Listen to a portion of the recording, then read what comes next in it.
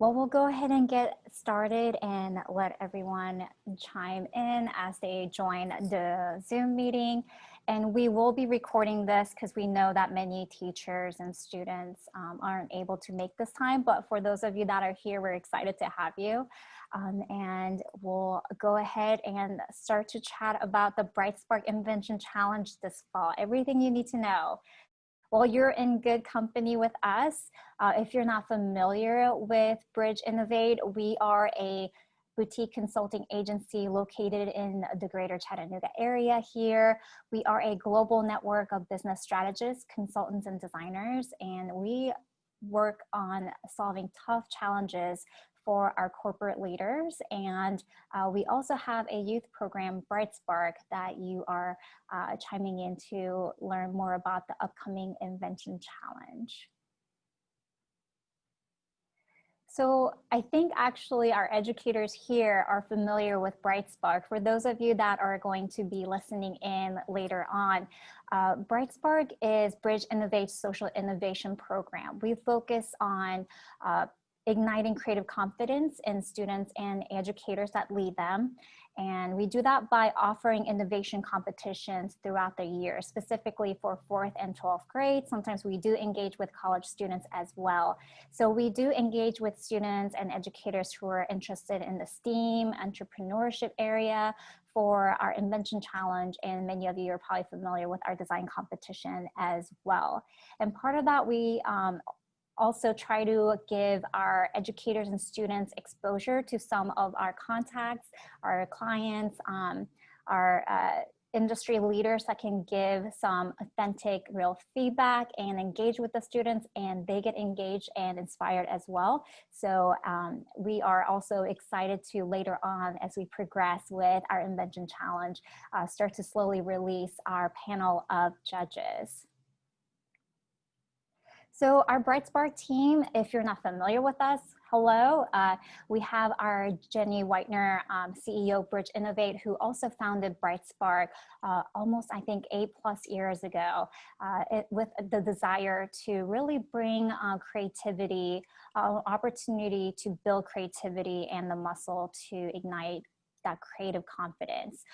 So we kind of look to her leadership, and the Bright Spark program was founded. And I joined the team about 3 years ago as a senior consultant at Bridge Innovate, and I have the pleasure of leading the Bright Spark program. The one that you're going to be engaging with probably often is our team member, Esther Hart. She recently joined the Bridge Innovate team as more on the administrative side. But if you have anything, if you're creative, you should tap in, to her skill. She is a wonderful artist and a graphic recorder. And this time she is going to be our Fall Invention Challenge leader. And Kobe is an amazing individual. I can't say enough great things about him. He is our marketing and communications lead. If you've been receiving communications from us through social media and in your inbox, most likely that went through Kobe's magic hands, all the creativity that's coming. So yeah, we're excited to have you and get to know you as well. So I just want to get a quick pulse before I jump into a lot of information, is to see if there's anything in particular you want to make sure that we cover today. And I would like for you to use the chat and see if you have any specific questions or any elements of the competition that you're interested in learning more about. Please go ahead and share that with the chat. And later on, when we have an opportunity for Q&A, we'll try to make sure to cover all those things. All right. So we're going to cover kind of the big W's. What is Bright Spark Invention Challenge? Many of you might have participated before. Maybe this is your first time. We'll do a little bit of unpacking of, what is different about this Fall Invention Challenge? What does the timeline look like? Who can participate, or who should, right? Or why should I compete? What are the perks of competing in our Invention Challenge? And we'll, dive into, what does the virtual awards look like? And of course, I think the big, majority of the time, maybe I want to spend on tips. So we're going to try to get through a lot of the kind of high level information about the administrative side pretty quickly. So what is BrightSpark Invention Challenge? Our Invention Challenge essentially is a 30-day, if you will, innovation invention sprint. We ask students from 4th through 12th grade to identify a problem, and this time we have a specific theme we'll dig more into, and use the design thinking process to quickly prototype a solution for the challenge that they have identified. And this time we are actually tackling a specific theme focused on solving a community problem that helps people in need and brings communities together. So we are encouraging our students to identify a real need in their community. They might define their school as their community, their neighborhood, their city. I think we're, more so right now during the pandemic, a lot of uncertainty and unrest. There are opportunities for our students to identify a problem that they are really passionate about and really unpack to see what they can come up with as part of their invention. Our invention challenge timeline, I think, if we were to unpack this, we'll try to share kind of, what are the key things that you can expect from each key point that's provided in this timeline. And this timeline is actually also available on our website as well, bridgeinnovate.com/brightspark. If you're ever wondering, where can I find the latest date or information, I would say the website is always a great resource for you to refer to. So as you see here, we have the registration deadline. I hope that by this point, you have completed the registration or in the process of maybe for a lot of the educators, finalizing your roster and making sure you meet that registration deadline. It's simple. It's an Eventbrite form. You complete the student information and there's the parent consent that's included in that as well to streamline that process. So once the Invention Challenge kicks off in October, the students really have about 30 days until they have to submit their deliverable or their submission. So the first thing that needs to happen for our student individuals or teams is to, one, identify a challenge, again, that they're passionate about. So this time we are asking them to focus on people in need and community needs. So I think it could be as simple as observing what's surrounding them. It could be something that's happening at school or at home, maybe in their neighborhood. Another key thing that needs to happen during this process is create a solution prototype using the design thinking process. And we'll go more into where you can find some resources on our website to help you help students build foundation in design thinking by providing some guidance and some information around the process if they're not familiar with it. And the critical thing that must happen for the students to actually compete is submitting a 90-second pitch video. I'll provide more specific tips on the actual pitch video later on because it is the only deliverable that the students will submit as part of their participation in the end. So once that happens, what happens after the submission? So after the submission is collected through a Google Drive folder that BrightSpark team will provide, the pitch videos are uploaded to public voting. And that gets uploaded to the Bridge Innovate YouTube channel, which you can go ahead and subscribe if you like, just so that you're prepared for it. Pitch videos that receive the most likes move on to the next round as finalists.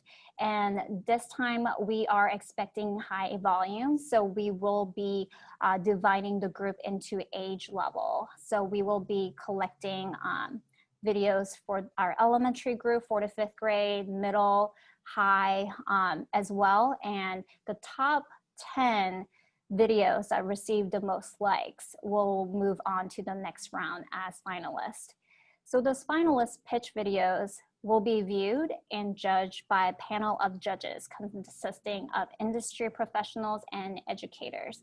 They are going to be, actually we'll go over the judging criteria later on, but essentially, they're going to look at various components of invention criteria to make sure that the students are applying design thinking, that they are creative in their solution, it's distinctive. So all those things are going to be considered when the judges are looking at the finalist videos.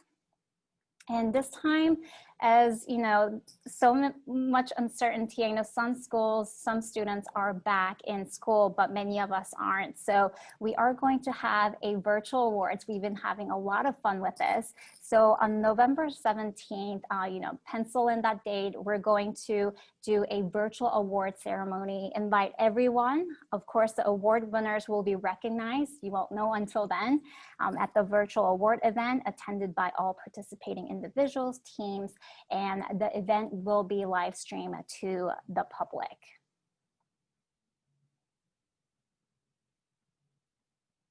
So who can or should participate in the competition? So obviously the competition is open to 4th to 12th grade, ages 9 to 18. And the reason why we're actually specifically calling out the ages this time around is that we do have international participation from like India, Egypt so far. So we're excited to have them join our Invention Challenge. So we realize that schools abroad have different grade levels, how they define them. So we wanted to specifically call out the age group here. And students can participate as individuals. Many of the students do. Like we have Libby here, who's a homeschooler. She participated as an individual inventor. Or you might put together, if you're running a class, you might decide to put your students into teams to work collaboratively. That's a great way to do as well. So as I mentioned, we have students in India and Egypt. We hope to get more. So we are open to students all over the world. But one thing I would note that here is that all the events that we're publishing are in Eastern US time. So just note that when we do publish deadlines and dates for events, those will be in Eastern US time. So our participant do need a teacher or a parent guardian sponsor. So I think most of us logged on here are teachers.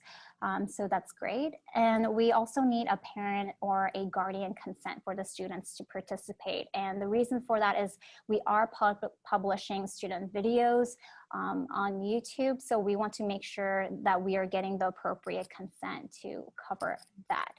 And just to clarify, a teacher or parent sponsor can lead multiple individuals and teams, and many of our educators do end up, you know, having one class or even more participate. So we are excited to have everyone. So why should I compete? Actually, I wanted to bring up this like last judging panel we had. They were so wonderful. We got to have Shan, who's a senior designer at Fossil Watch company in Texas. We have John Plating, if you're near the Chattanooga area. He's director of Center for Calling and Korea at Covenant College. We were excited to have him. And we have Megan, who's a design researcher at Ford Motors Company, and Owen Foster from Director of Innovations of Honors College here at University of Tennessee in Chattanooga. And this year, we're going to slowly announce our judges. You might have noticed in our e-blast recently that we announced Amelia Granada's participation. She is a UX designer as well for Alexa devices at Amazon. And we're so excited to have her. So just be on the lookout for our social media and e-blast to see who else will reveal as our judge coming up for our Fall Invention Challenge. So I got too excited about the judges. I didn't really go over my bullet points in order. So looking at, you know, why should I compete? Learn and practice the application of the foundation of design thinking. I think that's one of the big things that we like to cover. Build creative, you know, problem solving, prototyping, and presentation skills. We love seeing the video pitches and seeing students' creativity. And it's very apparent, you know, just the process that they gain, the knowledge that they gain along the way. And of course, today's theme is all about, you know, or the Invention Challenge theme is all about helping people and community in need. So we are excited to have that opportunity to explore, to see how we can help and have the students engage to see how they might help their communities become better. and an opportunity for them to connect with industry and educational professionals.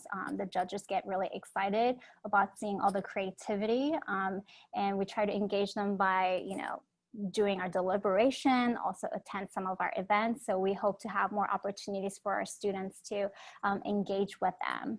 And of course, the big awards. I know that that's a big draw for a lot of our students to, participate in our challenge and win those prizes. So we know that that's a really great perk for our students, and an opportunity to, put on their resume and their portfolio that they competed and won in our Invention Challenge. So just to note, before we jump into the awards that are available for this Fall Invention Challenge, here are the things once the students make it or the teams make it to the final judging round, what are the judges looking for initially? Is of course demonstrating the application of design thinking, making sure that the students, the teams are addressing the challenge that was given to them. So obviously addressing the theme of this Fall Invention Challenge. And innovation, the solution addresses the problem in a unique, inventive way. And I'm kind of jumping ahead on the tips here, but I would say, have the students also do a quick research on, are there other competitors out there? And we know that, it's okay to improve on a product or a service that already exists, but I think it's also just as important for the students and the teams to acknowledge that in their pitch, that they've done the research and how their solution makes, is a better option of solving that particular challenge. Design and aesthetics, I would say, how do you engage an audience? The only way you're pitching your solution is through a video. So I think spending a little bit of time, how to best appropriately present their prototype and their key answers to the questions will be critical, as well as, start to look at, the development potential of your idea. We are not expecting a spreadsheet of cost and what it would, all that, but we do want the students to start to think about, is your solution sound and based on evidence resulted from testing, which is a big component of design thinking, as well as, does the presentation address some of the viability, feasibility of the solution, more at a high level, of course. So if the students can answer that, they're on the right path for final judging. So the awards for the Fall Invention Challenge, we're excited. As I mentioned, we are looking at these 3 age groups here. We have the elementary school group, grades 4 through 5th, middle school 6 through 8, and then high school 9 to 12. And we will be looking to identify, or the judges will work to identify the best overall award winner in each age category. And then more looking at broadly from 4th through 12th grade, looking at the entire cross-section of our participants. They will also identify 2 additional winning teams, a team that has the most creative solution, as well as best prototype. We've seen some amazing prototypes, so we're excited to see what the students come up with and the most creative ideas. Of course, those are going to be our winning awards that receive the $100 gift card, medals, a virtual certificate. We'll send that to you through email, and of course recognition on our website. And I would say if you're ever wondering who won the last Invention Challenge, you can always check out our website. We try to feature our students and their pitch videos. And for our districts that have more than 10 or more, I think, we have several district partners that go through this Invention Challenge more broadly across many different schools. If that's the case, we have the opportunity to look at the submissions and identify the student or the team that have the most likes in their school district, and we will recognize them at our virtual awards as People's Choice winner for that particular school district. And of course, all teacher leaders will receive a digital thinking leadership badge. If you're, you know, uploading those things on LinkedIn or something like that, we'll make sure to get that to you. So you have the opportunity to also share your leadership as well. And for this year, we're doing something a little bit more special as well. The teacher leaders that have winning individuals or teams will be eligible for our 2020 Innovation for Good Award presented by Bridge Innovate later in the year. So we are excited to have our teachers be eligible to be part of our corporate program. All right, I went through that really quick. I think I went through that quickly, but maybe not. But for all that, I thought that, you know, based on many years leading and running the Invention Challenge, what are some of the tips that I can share right now to help you get set up for success in participating in the Invention Challenge? Here are the things that I came up with, and I'd love to hear if you have any questions as well. One is get started now.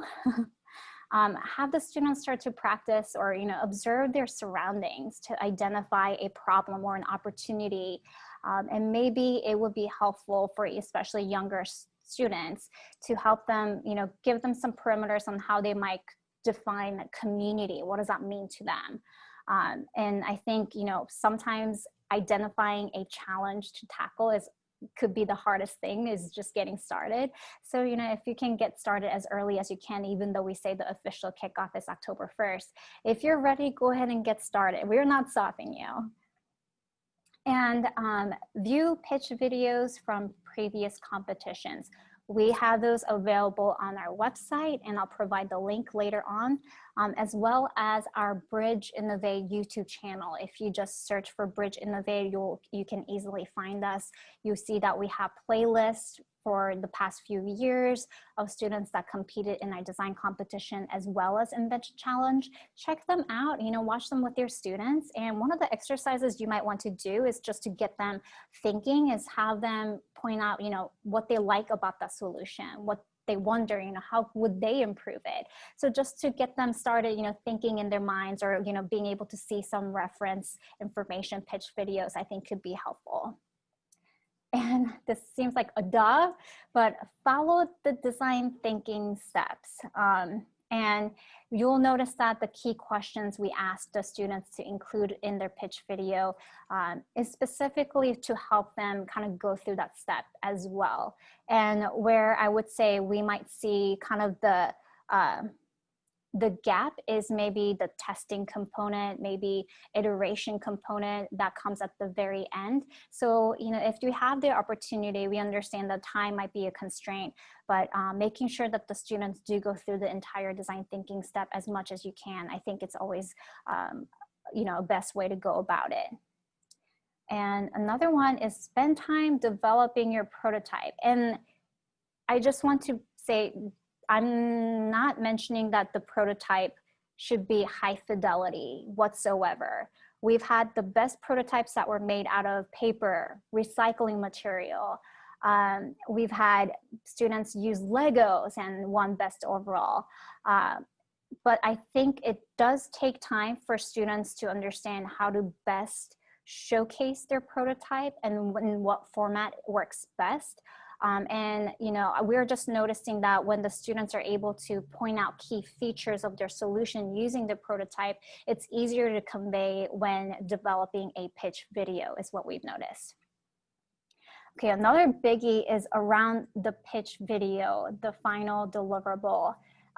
One, I would say use all 90 seconds. Do not go over 90 seconds, but use all 90 seconds that's given to you.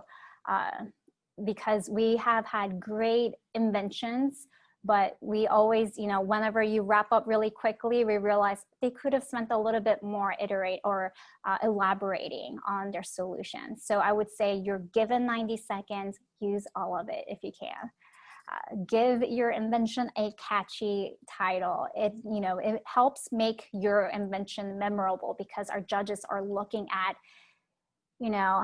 10 per age group. They're potentially looking at 40 different invention videos. So how can you make yours stand out?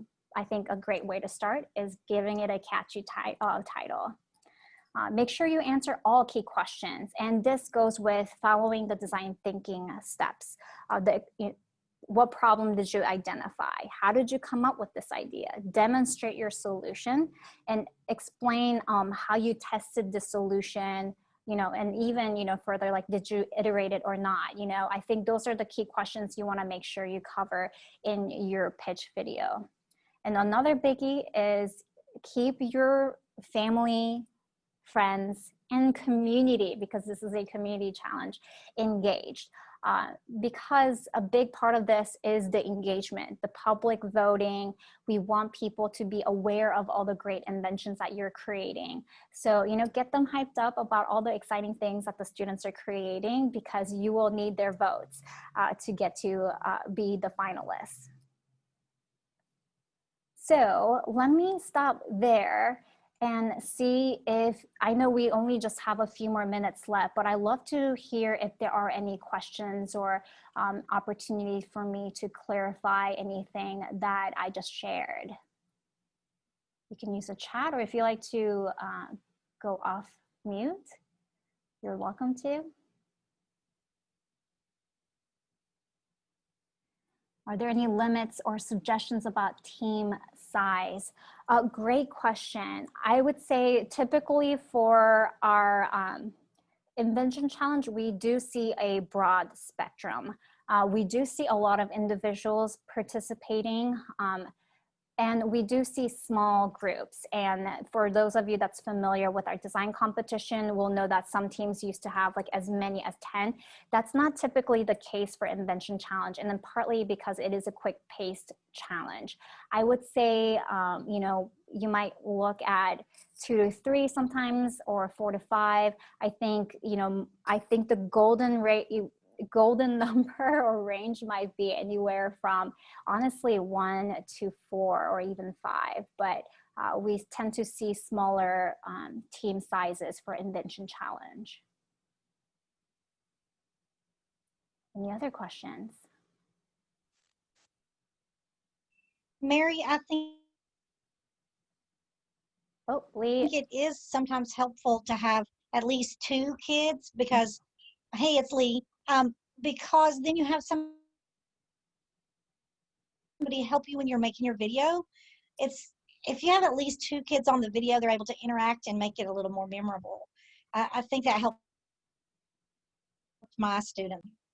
That's great. Yeah, absolutely. I think if that's worked for you, and that's, if the students are planning on already thinking ahead with the video pitch, I think that's a great suggestion, is to pair them up, at least 2. And you can also, look at some of those the videos that were created by individuals that, will tend to use Zoom, or we also have like parents or teacher that help just hold the camera, or I think nowadays you can just have it, propped up and just press recording, and students are able to do that as well. So, but that's great suggestion, Lee, having at least 2 in the team so they can collaborate on recording and engaging with one another. All right. Any other questions or suggestions even? I think we have a lot of veterans here, which is really great.